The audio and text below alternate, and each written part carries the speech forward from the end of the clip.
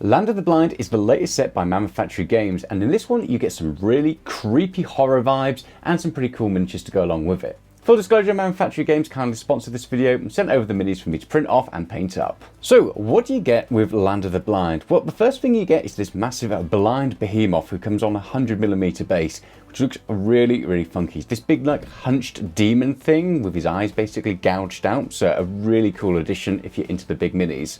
Next up you'll get these two Devourer beasts, which are these like basically big worm-like creatures with legs with this massive tongue sticking out, massive teeth as well.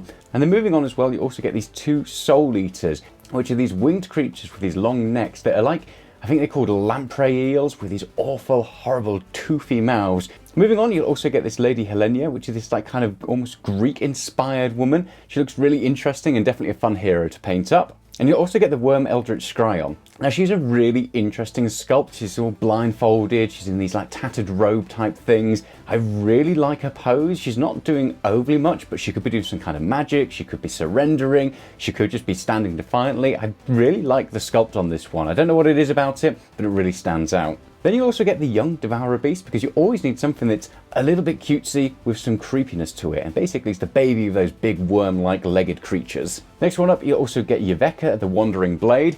Now she's probably one of my favourite ones from this set. It's a really nice sculpt, very nice pose as well, and even though she is standing one-legged on the base, fits quite nicely against that little rock that she's got there. A nice action pose, and everything about this one just looks pretty good. Moving across onto some of the enemies, you'll get the Vrosir Dread Knight. You'll get two of those, and these again, they're like blind creatures in these kind of like tattered robes. One of them looks more like some kind of fallen knight, and especially the way I've painted him up. And then his friend, he's in all these kind of like tattered robes, and he's just peeking out, or not really peeking out, but probably sniffing out just beneath them. You also get these Waldling Wretches as well. You get four of those, and to go along with them, you'll get the Waldling Warriors, and these look really nice together. Terrain-wise, you'll get the Altar of Meleshi, which is a 101mm height terrain piece. Now, one thing to note on this, it comes in two separate parts. So you get this like goat kind of bit of it at the top, and then you also get this, I don't know, it's like an oven type thing or something maybe you're going to sacrifice people into.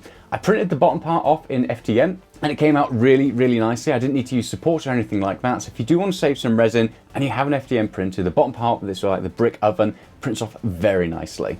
And then of course, it wouldn't be a Mammoth Factory release if you didn't get some busts as well. And I did print off one of those. I printed off the Lady Helena bust, and I'm going to try painting this because I've never done a bust before. But these, again, because they're such detailed sculpts, they come off really nicely in that bust format. Along with all the minis, you will also get the 5e adventures to go alongside it. You'll get all of the 2D stuff as well. So if you want to print off things like tokens, maps, that will all come inclusive with this set. So all in all, it's a really good set. There's some really nice varied stuff there. And one thing that I really like about these is they all come with their individual bases that are going to go with the miniatures, but they're all stood with two legs on the ground apart from like one of them, which makes gluing them so much easier, and also painting them as well. You didn't really have to worry about knocking them off their bases. So I am a big fan of that. There's some fantastic sculpts here. They're a really creepy vibe, and it feels really nicely balanced out with some of those hero units really standing out and just being very different to the rest of the set. And all in all, they've been really easy to print off. They've supported very well, and I've had a blast painting these all up. So let me know your thoughts in the comments below. Which ones are your favorites of this set? Do you have any that really stand out to you that you want to print and paint off?